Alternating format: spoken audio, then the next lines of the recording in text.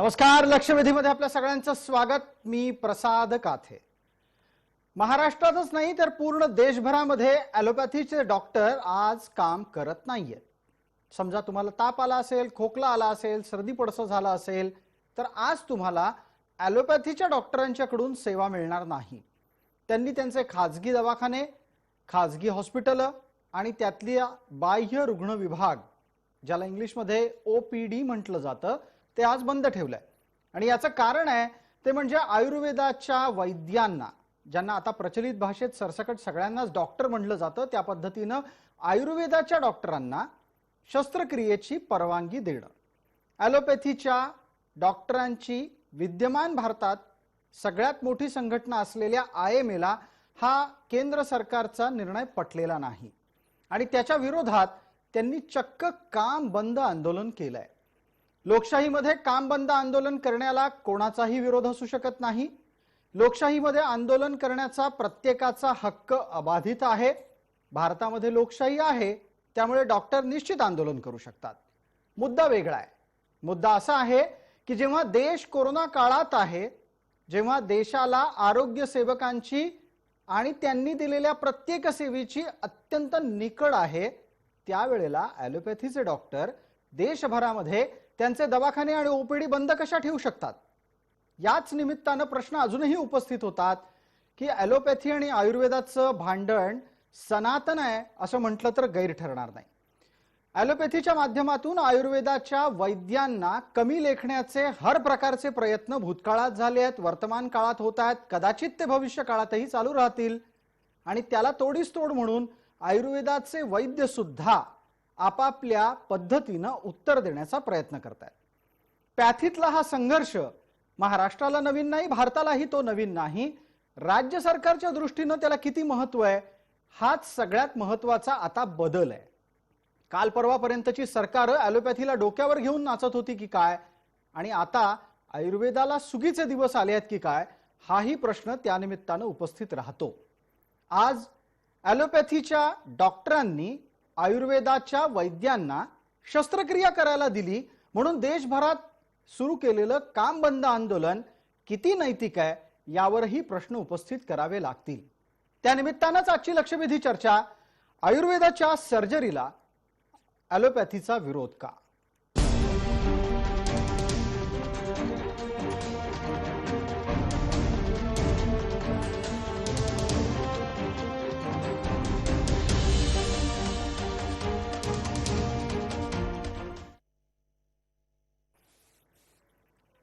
या चर्चेत आपल्याबरोबर विविध मान्यवर सहभागी होत आहेत. त्यांचा परिचय मी आपल्याला करून देतो. आपल्या सोबत डॉक्टर अविनाश भोंडवे आहेत, महाराष्ट्र IMAचे ते अध्यक्ष आहेत.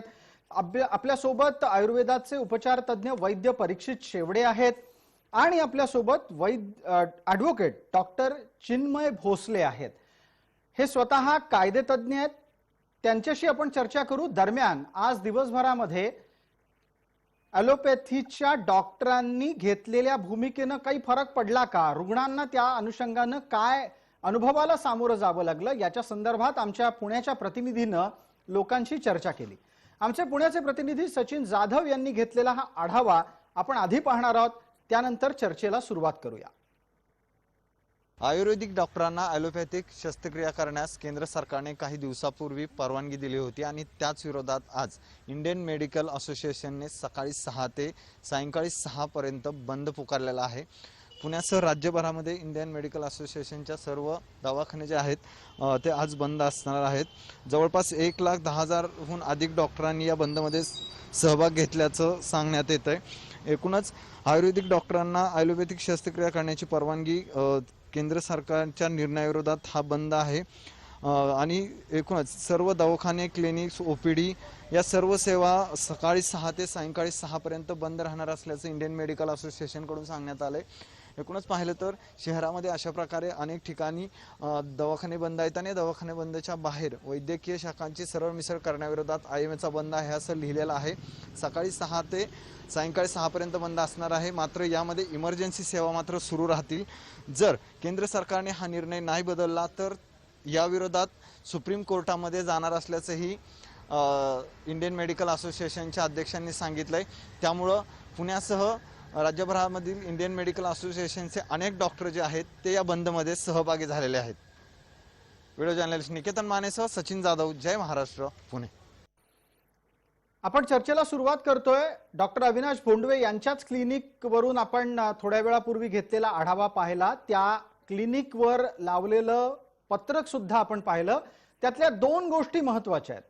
डॉक्टर भोंडवे, आपण आपल्या दारावर जे पत्रक क्लिनिकच्या बाहेर लावलंय, दवाखान्याच्या बाहेर लावलंय, त्यात तुमचा मूळ आक्षेप सरमिसळीकरणाला आहे, पॅथिंगच्या सरमिसळीकरणाला आहे, उपचार पद्धतीच्या मिश्रणाला आहे. आणि त्याचबरोबर खाली आपण एक महत्त्वाचं वाक्य लिहिलेलं आम्हाला दिसलं. ते होतं की अत्यावश्यक वैद्यकीय सेवा सुरू राहतील. आता मला हा प्रश्न पहिल्यांदा उपस्थित करायचा आहे. हे अत्यावश्यक सेवा सुरू राहतील हा जरी पळवाटेचाच मुद्दा असला तरी कोरोना काळात अशा प्रकारची आंदोलनं गरजेची आहेत का? मला या निमित्तानं आपल्याला आठवण करून द्यायची आहे. राज्य सरकारच्या वैद्यकीय भूमिकेच्या विरोधामध्ये लढताना डॉक्टर भोंडवे आपण दंडाला काळ्या पट्ट्या लावल्यात. मग आता कोरोना काळात काळी पट्टी लावून का आंदोलन होऊ शकत नाही? दवाखाना बंद का ठेवलाय? प्रसादजी, दवाखाना ज्या अत्यावश्यक सेवा आहेत त्या पूर्ण चालू आहेत. त्यामुळे कोविड सेवा चालू आहे. सर्व कोविड हॉस्पिटल चालू राहतील असं जाहीर केलेलं आहे. सर्व आयसीयू, डिलिव्हरीचे पेशंट, जिथं अपघात होतात ते ट्रोमा केअर, हे सर्व गोष्टी चालू आहेत. बंद आहेत ते फक्त यामध्ये दवाखाने, नंतर क्लिनिक्स किंवा ओपीडी, बाह्य रुग्ण सेवा ज्याला म्हणतो आपण, तेच बंद आहेत. आणि ते संध्याकाळी आम्ही आधीपासूनच हे सर्व रुग्णांना सांगितलं होतं, अपॉइंटमेंट देतानाही सांगितलं होतं की शुक्रवारी सकाळी आपण येऊ नका, शुक्रवारी संध्याकाळी या. लक्षात घ्या, हा संप कुठेही जनतेला त्रास देण्यासाठी किंवा वेठीस धरण्यासाठी नाहीये. हा लाक्षणिक संप आहे. आज इंडियन मेडिकल, तुम्ही जर चित्र पाहिलं, इंडियन मेडिकल असोसिएशननी जो विरोध केलाय तो आयुर्वेदाला विरोध केलेला नाही. आयुर्वेदाच्या वैद्यकीय व्यावसायिकांनाही आम्ही विरोध केलेला नाही. विरोध आहे तो या पद्धतीच्या मिक्सोपॅथीला, की गेल्या काही वर्षापासून. अगदी डॉक्टर भोंडवे, आपण आपल्या भूमिकेवर येऊच. आता आपला पहिला मुद्दा अत्यंत प्राथमिक चर्चेचा हा आहे की कोरोना काळात अशा प्रकारचं आंदोलन असावं का? मी तुम्हाला एक आणखीन मुद्दा विचारला होता. तुम्हाला यापूर्वी ज्या वेळेला आंदोलनं करायची होती त्यावेळेला तुम्ही दंडाला काळ्या पट्ट्या लावल्यात. मग आयुर्वेदिक वैद्यांच्या पॅथीच्या मिश्र करण्याच्या विरोधातल्या आंदोलनाच्या वेळेला दवाखाने का बंद ठेवताय? त्याचं उत्तर द्या. आज तुम्हाला काळ्या पट्ट्या का नाही लावाव्याशा वाटत? की ह्या लाक्षणिक संप आहे आणि लोकांपर्यंत हे सर्वसामान्य लोकांना हे कळालं पाहिजे की डॉक्टरांनी हा बंद का ठेवलाय. आमची जी भूमिका आहे, मी तेच सांगत होतो की मिक्सोपॅथीमुळे शेवटी हा रुग्णांवर अन्याय होणार आहे आणि त्याच्यामुळे हे लोकांपर्यंत कळालं पाहिजे की सरकार या पद्धतीने जे काही मिक्सोपॅथीचं धोरण राबवते त्याच्या विरुद्ध आंदोलन आहे.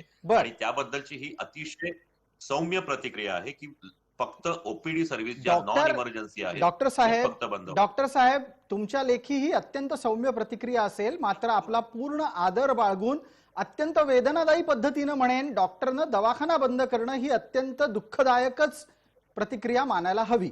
मला डॉक्टर आपल्या सोबत ऍडव्होकेट आणि डॉक्टर चिन्मय भोसले आहेत, त्यांना प्रश्न विचारायचा आहे. चिन्मय भोसलेजी, माझा आवाज आपल्यापर्यंत पोहोचत असेल?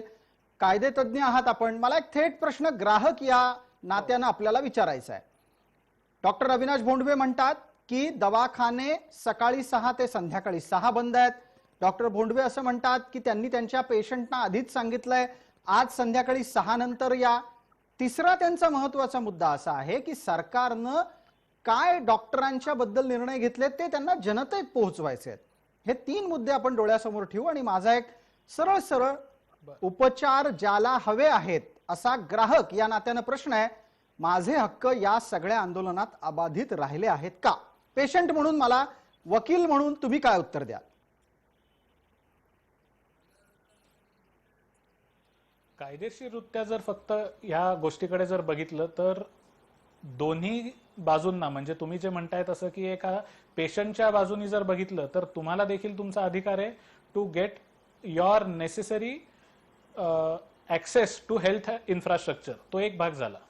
दुसरा भाग म्हणजे असा की इंडियन मेडिकल असोसिएशन जे आहे, जे which is a body organisation for all the allopathic doctors, त्यांना अधिकार आहे का प्रोटेस्ट करायचा किंवा बंद पुकारण्याचा? तर आपलाच कायदा असं म्हणतो अर्थात आपलं कॉन्स्टिट्यूशन ऑफ इंडिया जे आहे ते असं म्हणतं की प्रत्येक व्यक्तीला अधिकार आहे to come together with other people, ज्याला आपण युनियन वगैरे म्हणतो. सो प्रत्येक माणसाला हा मूलभूत अधिकार आहे, ज्याला फंडामेंटल राईट म्हणलं जातं, to come together and form a union. आणि अशा युनियननी कुठल्याही प्रकारचं प्रोटेस्ट करणं देखील त्यांचा फंडामेंटल अधिकार हा आहे. हा झाला कायद्याचा भाग. बरं, दुसरा त्याचा जर पैलू पाहिलात तर हे नक्कीच खरं की एका सिटीजनला, आपल्या प्रत्येक नागरिकाला हेल्थ इन्फ्रास्ट्रक्चर ज्याला आपण म्हणतो किंवा हॉस्पिटल क्लिनिक जे आहेत त्याला ऍक्सेस कंटिन्युअस पाहिजे का, हा त्याचा मूलभूत अधिकार आहे का, तर त्याचंही उत्तर हे होच आहे. बरोबर आहे. सो ह्या दोन्हीतला एक समन्वय साधणं गरजेचं आहे. अगदी मला त्याच आणि ते अनुषंगाने मग एक कितपत पुढचा साधलं प्रश्न गेलंय की आपल्याला नाही हे मी विचारायचा आहे. सांगू शकणार चिन्मय नाही, भोसलेजी, पण माझा आपल्यासाठी पुढचा प्रश्न असा असेल की मी एक पेशंट म्हणून आज जर माझ्या घराजवळच्या वर्षानुवर्ष ज्यांच्याकडे आरोग्य संबंधी प्रश्न घेऊन जातोय आणि उपचार घेतोय अशा व्यक्तीकडे जाऊ इच्छित असेल आणि आज त्याने त्याचा दवाखाना बंद ठेवला, तर मी काय करायचं? मग मी इच्छा नसताना दुसऱ्या पॅथीच्या डॉक्टरकडे जायचं का? मला भारतामध्ये पेशंट म्हणून माझ्या पसंतीच्या पॅथीचा उपचार घेण्याचा अधिकार असताना मला तो उपचार मिळत नसेल तर दुसऱ्या पॅथीच्या कडून उपचार करून घेण्याची जबरदस्ती माझ्यावर होणं बरोबर आहे का? हा पेशंट म्हणून माझा प्रश्न आहे. डॉक्टर आणि ऍडव्होकेट चिन्मय भोसले उत्तर देतील.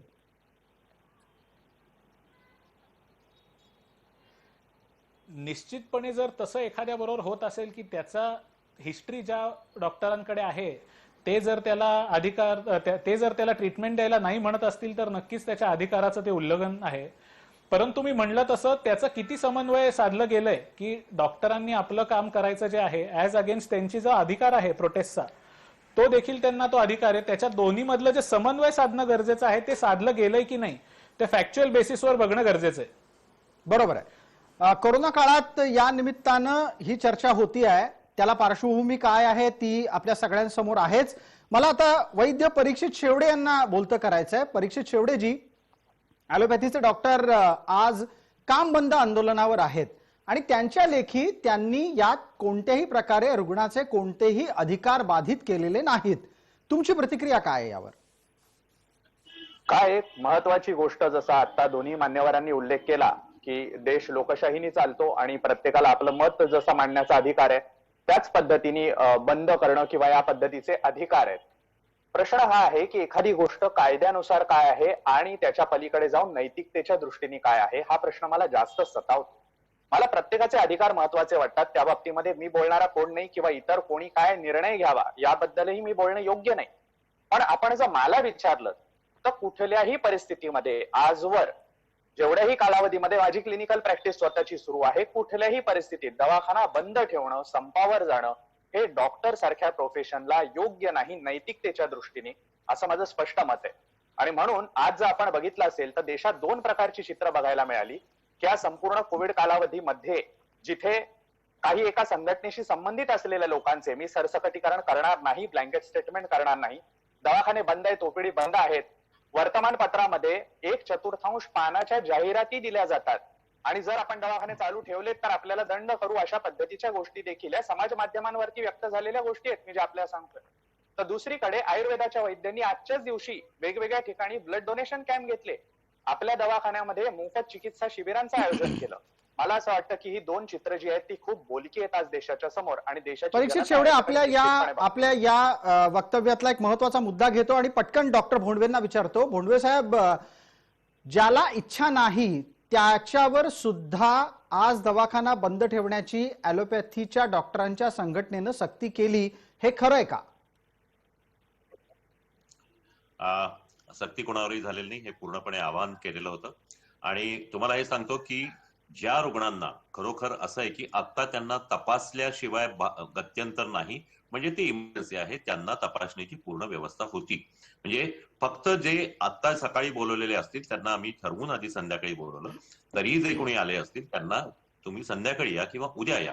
कारण जे आजार पुढे ढकलता येतात, ज्या काही ट्रीटमेंट पुढे ढकलता येतात 1 दिवसांसाठी 2 दिवसांसाठी, ते सुद्धा आपण करू शकतो. तुम्हाला जर आठवत असेल तर कोरोनाच्या काळात ज्यावेळेला लॉकडाऊन झालं त्यावेळेला भारत सरकारने सुद्धा असे आदेश दिले होते की सर्व दवाखान्यांनी जे काही आपले नॉन इमर्जन्सी गोष्टी आहेत त्या पुढे ढकलाव्यात, नॉन इमर्जन्सी सर्जरीज आहेत त्या पुढे ढकलाव्यात आणि फक्त इमर्जन्सी पेशंट्स बघावेत. याचा अर्थ या पद्धतीने पुढे ढकलणं आणि ते 6 तासासाठी पुढे ढकलणं यामध्ये निदान मला जेवढं माहितीये त्याप्रमाणे कुठल्याही पेशंटवर अन्याय झालेला नाही आणि ज्यांना काही असं काही इमर्जन्सी होत त्वरित उपचार केले गेले. अगदी डॉक्टर भोंडवे, आपला आवाज अधूनमध्ये ये जा करतोय, त्यामुळे आपलं म्हणणं थोडंसं अडखळलं. पण आता आपण चर्चेला पुढे नेऊ आणि आता मुद्द्यावर येऊयात, जो या सगळ्या आंदोलनाचा गाभा आहे.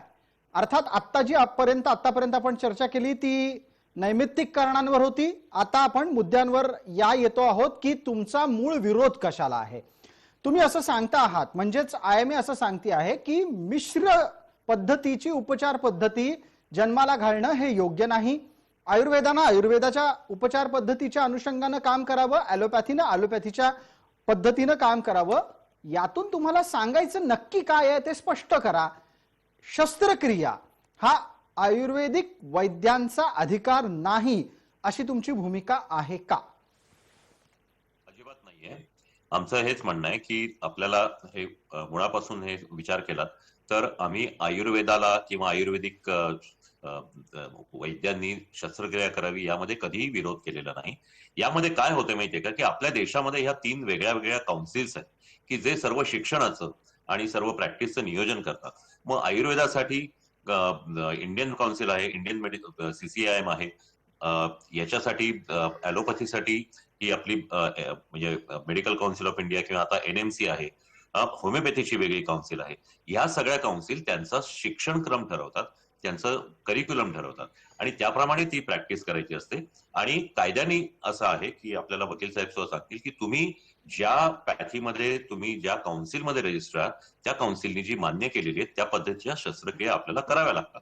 त्याच्यामुळे या पद्धतीचे अनेक निर्णय यापूर्वी कोर्टानेही दिलेले आहेत की दुसऱ्या कोणी जर हे केलं तर आमचं म्हणणं असं आहे की आयुर्वेदाचं जे आहे, आयुर्वेदाचा जर विकास व्हायचा असेल तर आयुर्वेदाच्या शस्त्रक्रियांमध्ये संशोधन व्हावं, त्यामध्ये हे करावं. या पद्धतीने जर सरमिसळ केली, जर ॲलोपॅथिक औषधं आणि ॲलोपॅथिक मेडिसिन ही जर आयुर्वेदामध्ये हे टाकली तर आयुर्वेदाचा विकास होणार नाही. जे काही आयुर्वेदाचे डॉक्टर्स आहेत, जे काही आहेत ते फक्त हीच प्रॅक्टिस करतील. मग आयुर्वेदाचा विकास होणार कसा? आयुर्वेदाचा विकास होणार कसा? फार एक महत्वाचा मुद्दा आपण उपस्थित केलात.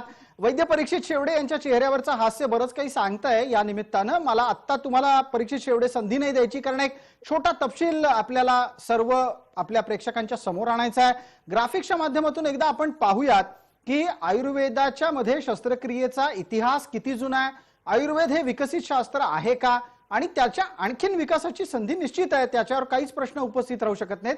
एकदा ग्राफिक्सच्या माध्यमातून शस्त्रक्रियेचा आयुर्वेदातल्या इतिहासावर एक पटकन नजर टाकणार आहोत आपण. ती आता ग्राफिक्स आपल्या पडद्यावर येत आहेत, ती पहा. सुश्रुत संहिता हा ग्रंथ शल्य आणि शालाक्य प्रक्रिया सांगतो. हा आयुर्वेदातला अत्यंत महत्वाचा मुद्दा. शल्य म्हणजे खांद्यापासून तळपायापर्यंतची शस्त्रक्रिया. शालाक्य म्हणजे खांद्यावरच्या सर्व अवयवांची शस्त्रक्रिया. ही आयुर्वेदामध्ये सांगितलेली शस्त्रक्रिया आहे. शल्य आणि शालाक्य पद्धतीनं ती नमूद आहे. एका अंदाजानुसार सुश्रुत ग्रंथ संहिता किमान 5000 वर्ष जुनी आहे. भारतावर बौद्ध आणि जैन यांचा प्रभाव वाढल्यानं शस्त्रक्रिया म्हणजे हिंसा हा विचार रूढ झाला होता. हा भूतकाळातला विषय आहे. बौद्ध आणि जैन प्रभाव वाढल्यानं आयुर्वेदिक शस्त्रक्रियेला बंदी घातली गेली होती. इस्लामी आक्रमकांनी भारतातली लिखित ज्ञानसंपदा नष्ट केली. त्याचा परिणाम आयुर्वेदाच्या शस्त्रक्रियेच्या लिखित तपशिलावरही झाला. परिणामी इस्लामी आक्रमकांनी लिखित भारतीय शास्त्राचे अनेक पुरावे नष्ट केले होते. युरोपीय आक्रमकांनी ॲलोपॅथीचा प्रसार भारतामध्ये केला. हाही एक अत्यंत महत्वाचा तपशील. या सगळ्या गोष्टी समोर यासाठीच आणल्या कारण डॉक्टर भोंडवे यांनी थोड्याच वेळापूर्वी ही भूमिका घेतली की जर समजा पॅथीचं सम्मिलीकरण झालं आणि त्यांची सरमिसळ झाली तर त्यातून आयुर्वेदाचा विकास होणार नाही. वैद्य परीक्षित शेवडे आपल्याकडे उत्तरासाठी आहेत. वैद्य परीक्षित शेवडेजी, मला आपल्याला असा थेट प्रश्न विचारायचा आहे की आयुर्वेद असा कितपत आणखीन विकास करू शकतो आणि मुळात अशा प्रकारची सरमिसळ ही आयुर्वेदाला बाधक आहे, या तर्काला आपलं उत्तर काय? अनाठायी बंधनं जी आजवर आयुर्वेदावर घातली गेलेली आहेत ती काढली तर आयुर्वेद प्रचंड जोरात धावू शकतो. हे आज कोविडच्या कालावधीमध्ये आम्ही सातत्याने सांगतोय, सातत्याने आमच्या रुग्णांच्या मार्फत ते जनतेसमोर आणलं जात आहे. आपल्याला जर का आठवत असेल प्रसादजी, सगळ्यात आधी मी आपले धन्यवाद देतो, कारण आत्ताला जो एक संक्षिप्त इतिहास आपण आयुर्वेदाचा कथन केला सुश्रुत संहितेच्या बाबतीतला, खरं म्हणजे तो कालावधी एका अंदाजानुसार नव्हे तर अगदी व्यवस्थित केलेल्या कॅल्क्युलेशन नुसार निलेश ओक यांनी केलेलं कॅल्क्युलेशन आहे ते, जे युएस मध्ये असतात, आणि मॅथमॅटिकल कॅल्क्युलेशन नुसार त्यांनी तो कालावधी सांगितलेला आहे की इसवी सन पूर्व तो जातो सुमारे 6000 वर्षांपूर्वीचा असलेला तो कालावधी आहे. आता या सगळ्या परिस्थितीमध्ये आजपर्यंत आपण वेगवेगळ्या अडथळ्यांमुळे आयुर्वेदाला जर का ती कामच करू दिली गेली नसतील तर आम्ही कशा पद्धतीने ती जनतेच्या समोर ठेवावीत, हा पहिला प्रश्न. दुसरी गोष्ट, ज्यावेळेला असं म्हटलं जातं की आयुर्वेदाने आयुर्वेदाच्या पद्धतीने त्याचा विकास करावा, आपल्याला नीट आठवत असेल प्रसादजी, मागच्याही वेळेस ज्यावेळेला लसीकरणासंबंधित आपली चर्चा होती तेव्हा मी हा मुद्दा उपस्थित केल्यावरती कोरोनावरती आयुर्वेदाने काम कुठे केलंय दाखवा बघू ही परिभाषा वापरली जाते की नाही हे प्रत्येक ठिकाणी होतं. मग प्रश्न असा आहे की जर आम्हाला आमच्या परिभाषेत आम्ही बोलायचं असेल तर ते बोलून का दिलं जात नाही? आज सुद्धा IME जे प्रेस रिलीज केलेलं आहे, प्रेस रिलीज काढलंय, त्याच्यामध्ये हाच मुद्दा नमूद केलेला आहे की आयुर्वेदाने आयुर्वेदाच्या पद्धतीने त्यांचं काम करावं, त्यांचा विकास करावा. मग तो आमच्या संज्ञांवरती, आमच्या टर्मिनॉलॉजीज वरतीच होणार, याच्यामध्ये काही त्याच्यामध्ये दुमत असण्याचं कारण नाहीये. बरं, त्याच्या पुढची असलेली गोष्ट, ज्या सुश्रुत संहितेचा आपण उल्लेख केला त्याच्यामध्ये जवळपास 130 प्रकारची असलेली शस्त्रास्त्र यंत्र यांचं केलेलं वर्णन, 300च्या वर असलेल्या वेगवेगळ्या शस्त्रक्रियांचं वर्णन, आणि मला सांगा चरक संहितेसारख्या ग्रंथात, जो की कायचिकित्सेचा ग्रंथ आहे, तिथे ते स्पष्ट डिमार्केशन देऊन सांगतात, अत्र धान्वंतरियाणाम अधिकारा क्रियाविधाऊ, म्हणजे आता इथे सर्जन्सनी काम बघायचंय, हे आम्ही नाही बघायचंय. हे बायफर्केशन त्या काळापासून जर ठेवलं गेलं तर काहीतरी ऱ्हास होण्याची कारण होती ना हे सगळं होण्याच्या मागे. आणि मग त्या परिस्थितीमध्ये आपल्याला ते रिसर्चेस पूर्ववत जर करायचे असतील तर कुठून तरी सुरुवात करावी लागेल. मिश्र चिकित्सेला माझाही अजिबात सपोर्ट नाही आणि मी या बाबतीत वारंवार मुखरपणे बोलत आलेलो आहे. मात्र आपल्याला कुठून तरी सुरुवात करत असताना आणि देशाच्या आरोग्याची एकूण परिस्थिती बघता असे निर्णय हे घेऊन तिथपासूनच ती सुरुवात होईल असं मला वाटतं.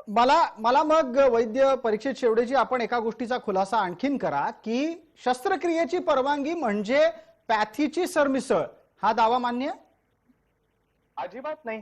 कारण एक मी तुम्हाला अतिशय महत्वाची असलेली गोष्ट सांगतो की एवढ्या वर्षांमध्ये मॉडर्न मेडिसिन ज्या गोष्टींना अलाइड म्हणून वापरत आहे त्या सगळ्या बेसिक सायन्सने डेव्हलप केलेल्या गोष्टी आहेत. लक्षात घ्या, आपण एक्सरे पासून सोनोग्राफी पर्यंत कुठल्याही गोष्टीबद्दल ज्या वेळेला बोलतो ती आधुनिक विज्ञानाची, म्हणजे आधुनिक वैद्यकीय विज्ञानाची मक्तेदारी नाही, मॉडर्न मेडिसिनची मक्तेदारी नाही. त्याच्यावरती जगातल्या कुठल्याही पद्धतीची आपापल्या पद्धतीने ते समजून घेण्याकरता प्रत्यक्ष प्रमाण म्हणून त्यांचा वापर होऊ शकतो. या सगळ्या गोष्टी फिजिक्स असेल, केमिस्ट्री असेल, बायोलॉजी असेल यांनी डेव्हलप केलेल्या आहेत. आणि मी सर्जरीच्या बाबतीत जसं म्हटलं तसं की जिथून प्रोक्टोस्कोप पासूनची सगळी कुठलेही असलेली यंत्र असतील हीच जर का सुश्रुत संहितेमधून घेतलीत तर उद्या सुश्रुतांनी त्याच्यावर IPR सांगायचा का स्वतःचा? मानवतेच्या कल्याणाकरता जेही काही वापरलं जातंय त्याकरता सुरुवात तर करा कुठेतरी.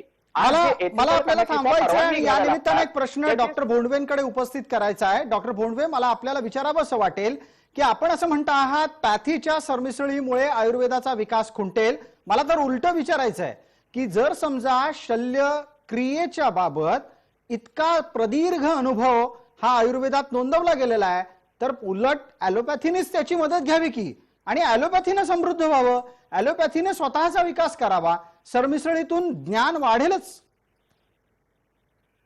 प्रसादजी, या गोष्टी मला मी बोलून किंवा डॉक्टर परीक्षितजींनी बोलून उपयोग नाहीये. एक लक्षात घ्या, आपल्या देशामध्ये या वेगवेगळ्या ज्या वैद्यकीय पद्धती आहेत, वैद्यकीय चिकित्सा पद्धती आहेत, याच्या वेगवेगळ्या काउन्सिल्स आहेत आणि या प्रत्येक काउन्सिलनी त्यांचा शिक्षणक्रम आणि त्याच्यामध्ये आपण जे काही इतर नीतिमत्ता किंवा ज्या पद्धतीने आपण प्रॅक्टिस केली पाहिजे याचं ते नियमन करतात. त्याप्रमाणे आयुर्वेदाचं नियमन CCIM करतं, त्याप्रमाणे याचं नियमन, ॲलोपॅथीचं नियमन आधी मेडिकल काउन्सिल ऑफ इंडिया किंवा आता NMC करतं आणि होमिओपॅथीची काउन्सिल आहे.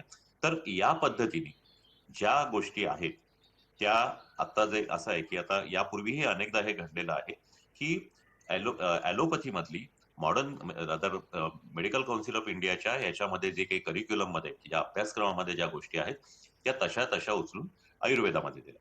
आता परीक्षित जी म्हणतायत त्याच्यामध्ये एक गोष्ट खूप महत्वाची आहे की ह्यामध्ये मिश्र आयुर्वेद अशा पद्धतीचा एक काही वर्षांपूर्वी प्रयोग केला गेला अगदी आणि त्यावेळेला सुद्धा आयुर्वेदाच्याच खंद्या रक्षकांनी हे असं सांगितलं की या पद्धतीचा मिश्र आयुर्वेदाने आयुर्वेदाची वाढ होणार नाही. त्यानंतर त्यावेळेला तो BAMS असा हे होता की त्यांना अनेक गोष्टी शिकवल्या जायच्या आणि ते मिश्र आयुर्वेद होण्याचा काही काळाने तो बंद केला गेला आणि मग शुद्ध आयुर्वेद सुरू झाला. त्यावेळीची जी काउन्सिल होती त्यात ह्या गोष्टी नव्हत्या.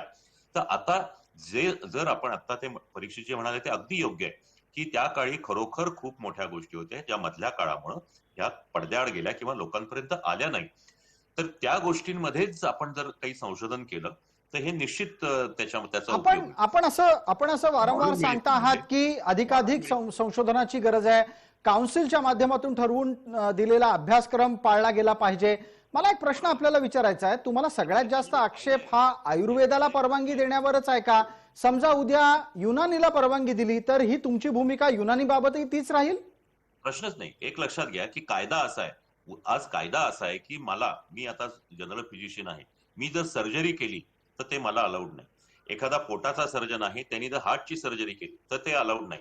मध्यंतरी असे कोर्टाचे निर्णय आहेत मेडिकल काउन्सिल ऑफ इंडियाच्या याच्याप्रमाणे असं आहे की तुमच्या ज्या काउन्सिलमध्ये तुमचा जो अभ्यासक्रम आहे त्यात जे शिकवलं गेलं असेल त्याच गोष्टींचं तुम्ही केलं पाहिजे. मध्यंतरी असं होतं एक जनरल सर्जननी त्यांची एका स्त्रीची हे केली, त्यांनी पोटावर ऑपरेशन करून सिझेरियन केलं आणि बाळ वाचलं, ऑपरेशन व्यवस्थित झालं. परंतु तुम्ही तुमची हे सोडून काउन्सिलचा तुमचा अभ्यासक्रम सोडून तुम्ही दुसरं शस्त्रक्रिया केली म्हणून त्याच्यावर कारवाई झाली. आता या निमित्तानं मग एक प्रश्न उपस्थित राहतो. तुम्ही आता कोणी काय करावं असा प्रश्न उपस्थित करता आहात त्या निमित्तानं की गायनाकोलॉजीच्या मध्ये अर्थात प्रसूती तंत्रामध्ये तुम्ही आयुर्वेदाची डिग्री पाहिली असेल. प्रसूती तंत्रात आयुर्वेदाची डिग्री जर मिळत असेल तर स्वाभाविकरित्या प्रसूती तंत्रामधली शल्यक्रिया ही त्याच्यासाठी अनुमती देय आहे हेही तुम्हाला मान्य असेल.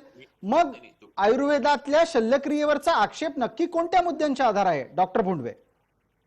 तेच सांगतो की आयुर्वेद काउन्सिलमध्ये ज्या गोष्टी त्यांच्या अभ्यासक्रमात नाहीत त्या इथून तुम्ही ज्यावेळेला उचलून घेता त्यावेळेला ह्या काउन्सिलची परवानगी घ्यायला पाहिजे, जी घेतली जात नाही आणि त्यामुळे मग अनेकदा ह्या गोष्टी घडत असतात.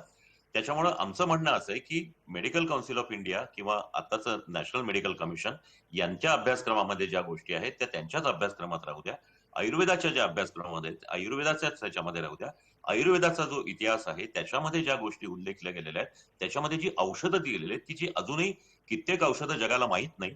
त्याच्यामध्ये संशोधन म्हणजे असं की एक मला जे काही माहिती आहे त्याप्रमाणे वनस्पतींचे जे नॉमेनक्लेचर आहे तिथपासून अनेक गोष्टींचा सुरुवात आहे की एखादी वनस्पती केरळमध्ये ती वेगळी असते, त्याच नावाची हिमाचल प्रदेशामध्ये वेगळी असू शकते. असं अनेक गोष्टी आहेत यामध्ये संशोधन व्हायला पाहिजे. पण डॉक्टर साहेब याच प्रकारचा तर्क ॲलोपॅथीला लागू आहे. सगळी काही नावं लॅटिन मध्ये आहेत आणि तीच प्रमाण असावीत असं असू शकत नाही. हे जगभरात असतं. हे जे आहे ना, हे जे त्याची औषधांची नाव आहे ती प्रत्येक देशाचा फार्माकोपिया असतो, त्यामध्ये ती उल्लेखली गेलेली तीच औषधं आपण वापरतो. आता मग यावर आपण बोलतो होऊच. यात दोन प्रमुख मुद्दे आपल्याकडून समोर आले आणि हे तांत्रिक आहेत आणि हे आजचा विषय हा बऱ्यापैकी वैद्यांशी निगडीत, डॉक्टरांशी निगडीत आहे, तांत्रिक आहे. त्याच्यामुळे त्या पद्धतीची आणि त्याच स्तराची चर्चा होतीये, हे खूप आनंददायी आहे.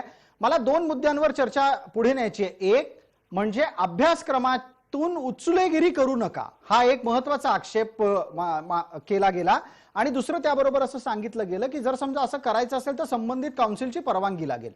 दुसरा तुम्ही मुद्दा उपस्थित केलात की बऱ्याचशा वनस्पतींची नावं बदलत राहतात, त्यामुळे उपचार पद्धतीवर परिणाम होऊ शकतो का?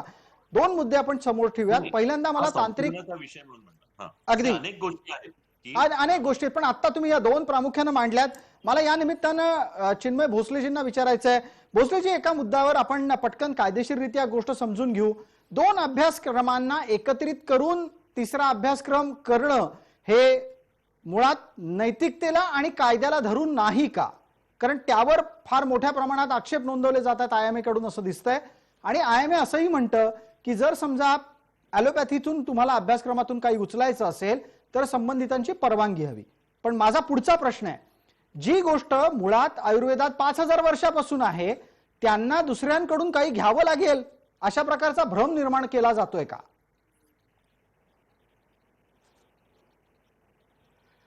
मुळात म्हणजे हे समजून घेणं गरजेचं आहे की आयुर्वेदिक आत्ताचा जो सगळा आक्षेप आहे की 29 प्रकारच्या प्रक्रिया सर्जरी आणि 19 प्रकारच्या प्रक्रिया करायला मुभा दिली आयुर्वेदिक डॉक्टर्सना, तर तो जो काढलेला नियम आहे तो एका अमेंडमेंट खाली काढलेला आहे आयुष मिनिस्ट्रीनी, आणि ती अमेंडमेंट केली गेली आयुष मिनिस्ट्रीच्या 2016च्या नियमांना.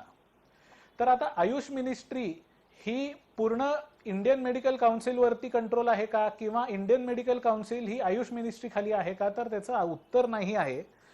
द इंडियन मेडिकल काउन्सिल और all the related councils of the modern medicine come under ministry of health. म्हणजे काय, तर ministry of health and family welfare यांना अधिकार आहे त्याचे कुठलेही काउन्सिल्स बनवायचा आणि त्या काउन्सिलला कुठले अधिकार द्यायचे किंवा त्यात खाली काय नियम बनवायचे, ते अभ्यासाचे असो नाहीतर प्रोफेशनल्सचे असो. तसेच आयुष मिनिस्ट्री ही बनवली गेली होती आपली 2014 मध्ये भारतामध्ये.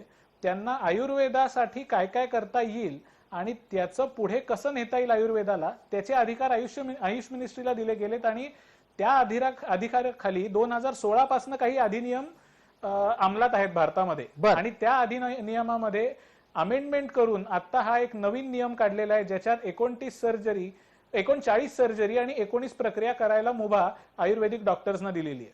ठीक आहे, आपण या चर्चेला पुढे नेणार आहोत. लक्षवेधीच्या दुसऱ्या भागामध्ये आपण अधिकाधिक तांत्रिक मुद्द्यांवर खल करूच आणि त्याचबरोबर हेही समजायचा प्रयत्न करूयात की मुळात आयुर्वेदाच्या बाबतीतला सरकारी दृष्टिकोन बदलतोय का.